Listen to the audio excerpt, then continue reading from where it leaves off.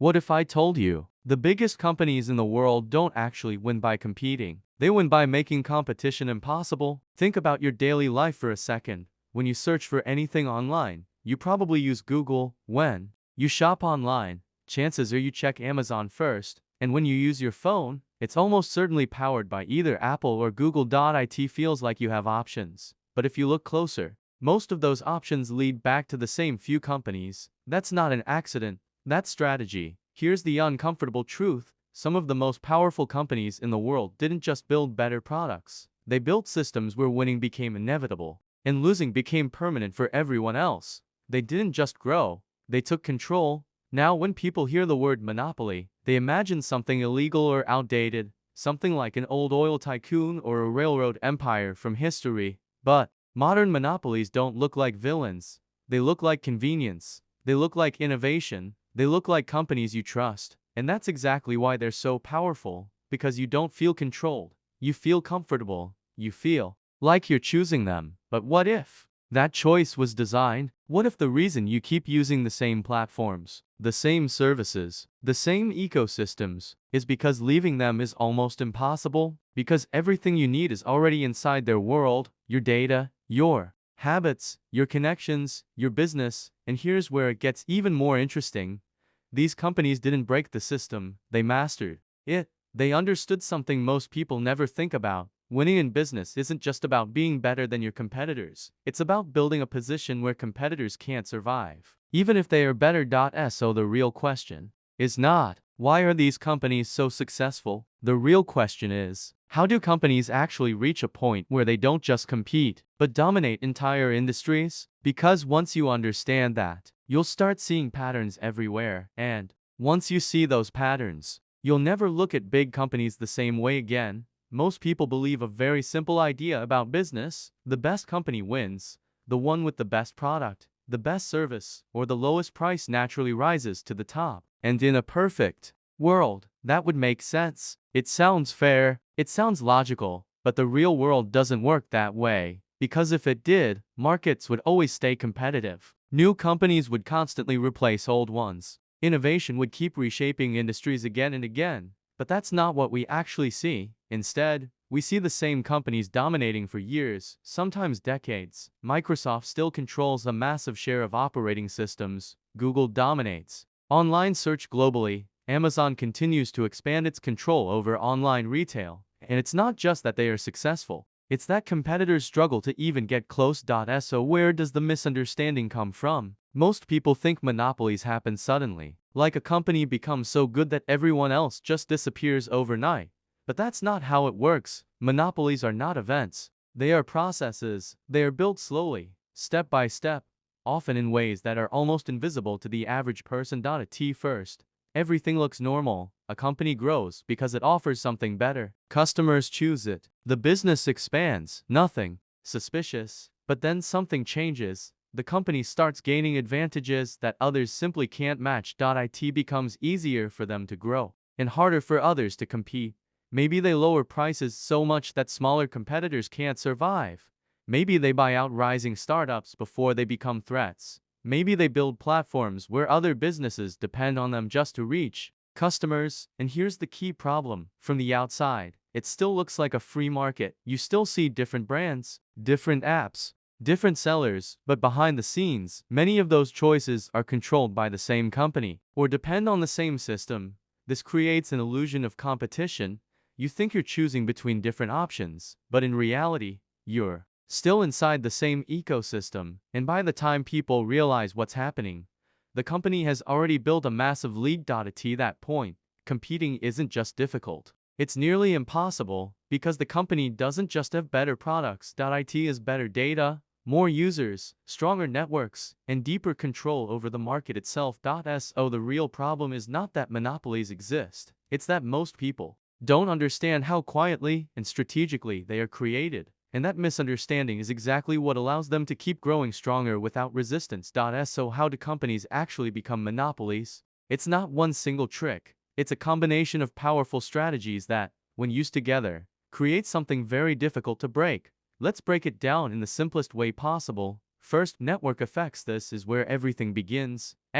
Network effect means a product becomes more valuable as more people use it. Take Facebook. If only a few people were on it, it would be useless. But when billions of users join, it becomes the place where everyone connects. Now imagine a competitor tries to enter the market, even if it's better, faster, and more private. People won't switch easily. Why? Because their friends, their messages, their communities are already on Facebook. This creates a lock-in effect. The bigger the company gets, the harder it is to leave, and the harder it is for others to compete. Second, economies of scale. Big companies operate at a completely different level. The more they grow, the cheaper it becomes for them to run their business. Look at Amazon. It has massive warehouses, advanced logistics, and global delivery systems. This allows Amazon to deliver faster and often cheaper than smaller businesses. Now here's where it becomes dangerous. Amazon can afford to lower prices even if it means losing money in the short term. Smaller competitors can't survive that. They either raise prices and lose customers, or shut down. Over time, competition disappears. Third, acquiring competitors. The smartest move is not to compete at all. It's to buy your competition. Meta Platforms is a perfect example. Instead of competing with Instagram and WhatsApp, it acquired them. This does two things. First, it removes potential threats. Second, it expands control over the market. From the outside, it looks like growth, but in reality, it's consolidation of power. Fourth, controlling infrastructure. The most powerful companies don't just sell products. They control the systems that other businesses rely on. Google controls how information is discovered online. Amazon Web Services powers a huge portion of websites and apps. When you control infrastructure, you are no longer just a participant in the market. You become the foundation of the market. Other companies depend on you to exist, and that gives you enormous power. Fifth, data advantage. In today's world, data is one of the most valuable assets. The more users a company has, the more data it collects, and the more data it collects, the better it can improve its services. This creates a powerful cycle. More users bring more data improves the product. A better product attracts even more users. Companies like Google and Facebook thrive on this loop. New competitors simply don't have enough data to compete at the same level. Sixth, barriers through regulation and complexity. As companies grow, industries become more complex. Rules, compliance, legal systems, and operational challenges increase. Big companies can handle this. They have teams of lawyers, accountants, and experts. Small startups don't. This creates a barrier to entry. Even if someone has a great idea, entering the market becomes extremely difficult. Now here's the key insight. Each of these strategies alone is powerful, but when combined, they create something much bigger, a system that protects itself, a system where the company doesn't just grow faster than competitors. It makes competition weaker over time. That's how monopolies are built, not through a single breakthrough, but through layers of advantage stacked on top of each other, until competing is no longer realistic. Let's make this real with one of the clearest modern examples of how a monopoly-like system is built step by step. Amazon. Today, Amazon feels like a normal part of life. You open the app, search for a product, and expect fast delivery almost instantly. But it didn't start that way at all. In the beginning, Amazon was just an online bookstore. That's it. A simple website competing with traditional bookshops and early online retailers. Nothing about it suggested it would become one of the most powerful companies in the world. So how did it happen? First, Amazon focused on one thing: convenience. Ordering books online was easier than going to a physical store. That small advantage brought early customers. Then it expanded. Books became electronics. Electronics became clothing. Clothing became almost everything. But the real shift wasn't just what Amazon sold. It was what Amazon built behind the scenes. It started investing heavily in logistics, warehouses, delivery networks, inventory systems. This is where scale started to matter. The more Amazon grew, the cheaper and faster it became to deliver products. Smaller competitors couldn't match that speed or cost. Then came one of the most important moves in its history.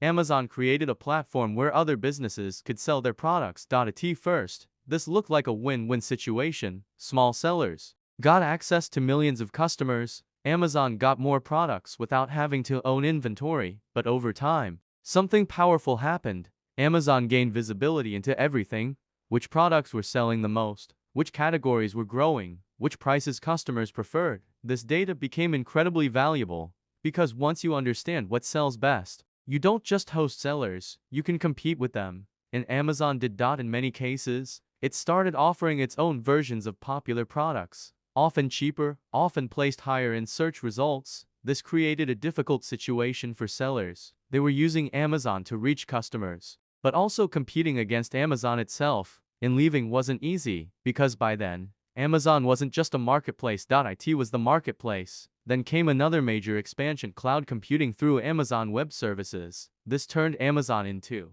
something even bigger than e-commerce. Now it was powering websites, apps, and entire companies behind the scenes. So what do we see when we step back? A bookstore became a global logistics network, a marketplace became an ecosystem, a retailer became infrastructure, and each step made Amazon stronger while making competition weaker, not through one single decision, but through years of strategic layering. That's how modern monopoly-like power is built, quietly, gradually, and often invisibly until it's already dominant.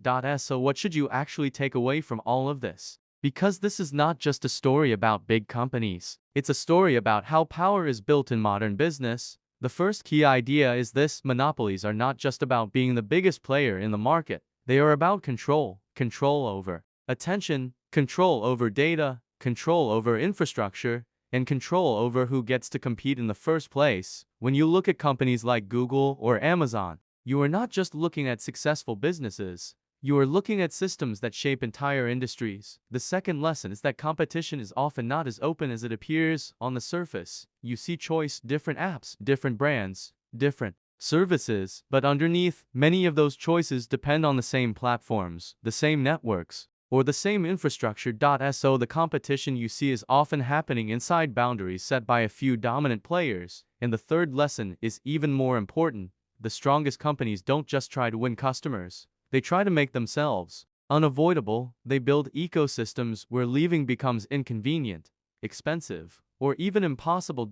So what does this mean for you? It means if you want to understand how the real economy works, you can't just look at products or prices. You have to look at structure, who controls distribution, who controls data, who controls access, because in the long run, those are the companies that don't just succeed, they dominate everything around them. Now you've seen how companies don't just become successful. They become powerful systems that reshape entire markets. And most people never notice it happening, because it's slow, it's strategic, and it looks like normal business on the surface. If you want to truly understand how money, power, and business actually work behind the scenes, subscribe to The Geeky Investor, because once you understand these patterns, you stop seeing random companies and start seeing how the game is really played.